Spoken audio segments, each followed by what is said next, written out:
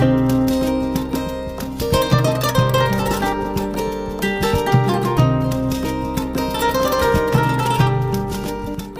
Amadu Susuma, ne ye école maîtrisé n bɛ Kalabankɔrɔ. Bon, degun min bɛ anw kan sisan, anw école maîtrise kɔni a ma nɔgɔn. Denmisɛnninw bɛ kalifa an na, an b'an ka baara kɛ. Il se trouve que denmisɛnninw o b'an bolo pendant à peu près toute la journée. Mais n'an y'u bila ka bɔ an ka bolo kan n'o sera so kɔnɔ, école somɔgɔw t'u ka baara kɛ. Tuma dɔw la an bɛ devoir mun d'u ma ko ka essayer ka fɛngɛ cogo so kɔnɔ, o tɛ kɛ a ɲɛ ma. De telle sorte que o bɛ sigi ne fɛngɛ donc denmisɛnninw an hakili bɛ niveau min na o t'o sɔrɔ.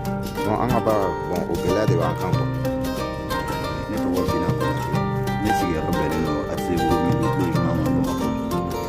Ne ye sɛ marala ye, farafin sɛ. Université kɔfɛ ne ye ɲɛsin sɛ mara ma parce que ale ye ne y'a ye k'a fɔ a nafa ka bon kosɛbɛ. Nka gɛlɛya caman b'an kan nin wagati in na sɛ mara kɔnɔna la. A fɔlɔ-fɔlɔ yɛrɛ ye dumuniko ye. Sɛ dumuni sɔrɔli ka gɛlɛn nin wagati in na kojugu. Fɔlɔ an b'a sɔrɔ nɔgɔya la cogoya min na nin wagati in na a tɛ sɔrɔ bilen. Min caman farala kan a sɔngɔ ta fanfɛla fɛ.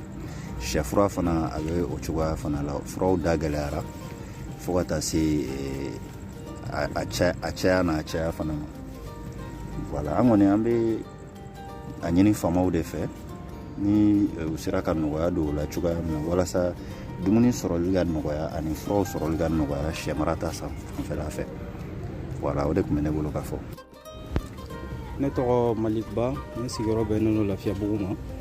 Bon, gɛlɛya min b'an kan o ye ɲamanko de sisan parce que dépôt min bɛ yen nɔ donc o yɔrɔ fara yenkaw ko ɲaman tɛ bɔn tuguni se k'i fɛ an ka ɲamanw b'an bolo a cayalen b'an bolo an bɛ ka obligé k'u jeni o bɛ se ka na ni bana caman ye o bɛ se ka na ni fɛn caman ye o degun de b'an kan. Ne tɔgɔ ye Fatumata Dunbiya ye, ne kɔni ne bɛ Kalabankɔrɔ de, ne sigilen don Kalabankɔrɔ. Awɔ, ne bɛ wari mara de kɛ c'est comme épargne quoi, mɔgɔw ka wari minɛ k'a mara donc kalo mana sa ne b'u ka wari d'u ma ne yɛrɛ bɛ n ta ta. Awɔ, bon gɛlɛya min kɔni bɛ ne kan sisan kɔni o kɔni ye sugu kɔnɔna la bon mɔgɔw faamuyali man di, mɔgɔw la faamuyali man di. Ne ka baara in yɛrɛ a ma nɔgɔn parce que dɔw tun b'a ɲɔgɔn kɛ sugu la o bolila ni mɔgɔw ka wari bon a ka gɛlɛn quoi yanni ka se ka mɔgɔw la convaincre a ma nɔgɔn, sɛgɛn caman b'a la n sɛgɛnna kojugu parce que a ma nɔgɔn quoi n'a ma ɲɛ ko dɔ bolila ni mɔgɔw ka wari e min bɛna o kɔfɛ k'i bɛ mɔgɔw la convaincre ka don a la donc i bɛ problème caman sɔrɔ a la quoi.